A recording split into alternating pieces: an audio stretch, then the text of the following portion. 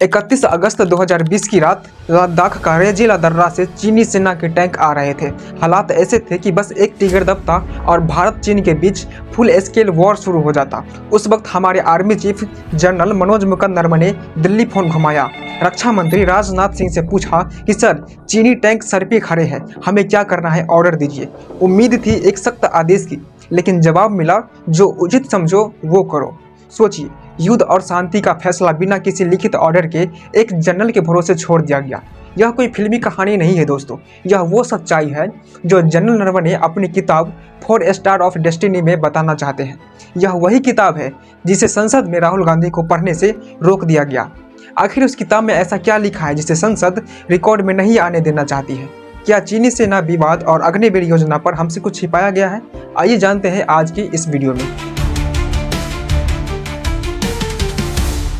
संसद में राष्ट्रपति के अभिभाषण पर चर्चाएं चल रही थी। राहुल गांधी अपनी स्पीच दे रहे थे, तभी उन्होंने एक किताब का जिक्र छेड़ा, 4 स्टार ऑफ डेस्टिनी। यह किताब पूर्व army chief general Manoj Mukund Naravane का संस्मरण है। राहुल गांधी ने दावा किया कि इस किताब के कुछ हिस्से द कैरन मैगजीन में छपे हैं और वह उन्हें कोट करना चाहते हैं। उनका मकसद था अग्निवीर योजना और चाइना बॉर्डर मुद्दे पर सरकार से सवाल करना। लेकिन तभी रक्षा मंत्री राजनाथ सिंह और गृह मंत्री अमित शाह ने अचानक मना कर दिया। सरकार का तर्क था कि जो किताब पब्लिश नहीं हुई है, जिसकी सत्यता यानी कि अथॉरिटी पुष्टि नहीं की गई है, उसे संसद में सबूत के तौर पर पढ़ा जाना उचित नहीं है। स्पीकर ओम बिरला ने आर्टिकल 349 का हवाला देकर राहुल गांधी को रोक दिया गया।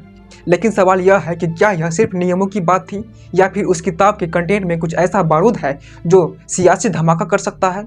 लेकिन सवाल यह है कि ऐसा उस किताब में क्या है कि सरकार डरी हुई है?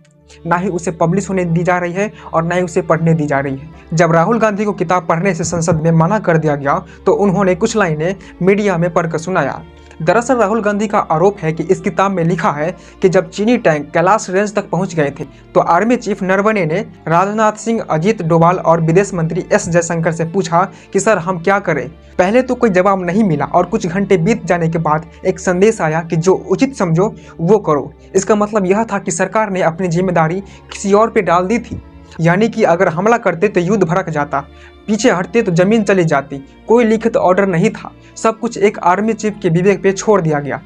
अब सवाल यह है कि सरकार ने चीनी विवाद पर आंखें दिखाई थी तो किताब पब्लिश होने क्यों नहीं दी रही है? सरकार किस बात से डर रही है? सच्चाई बाहर आने से या फिर कुछ और है? यह मुद्दा सिर्फ किताब या कुछ पंक्तियों तक सीमित नहीं है, बल्कि यह देश की राष्ट्रीय सुरक्षा, निर्णय लेने की प्रक्रिया और लोकतांत्रिक जवाबदेही से जुड़ा हुआ है।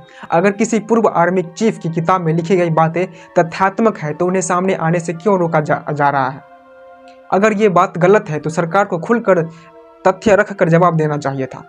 संसद लोकतंत्र का मंदिर मानी जाती है, यहाँ सवाल पूछना और जवाब देना दोनों जरूरी होता है। लेकिन जब बहस की जगह हंगामा ले ले तो नुकसान किसका होगा? इस देश के आम जनता का। चीन जैसे संवेदनशील मुद्दों पर स्पष्टता और पारदर्शिता का जवाबदेही का मांग करना विपक्ष का अधिकार है और जवाब देना सरकार की जिम्मेदारी है। अब सवाल यही है कि क्या सरकार बहस से बच रही है या फिर कोई ऐसी बात है जिसे सार्वजनिक होने से रोका जा रहा है? लोकतंत्र में सच्चाई जितनी देर तक दबाई जाती है उतनी ही तेजी से सवाल बनकर लौटती है।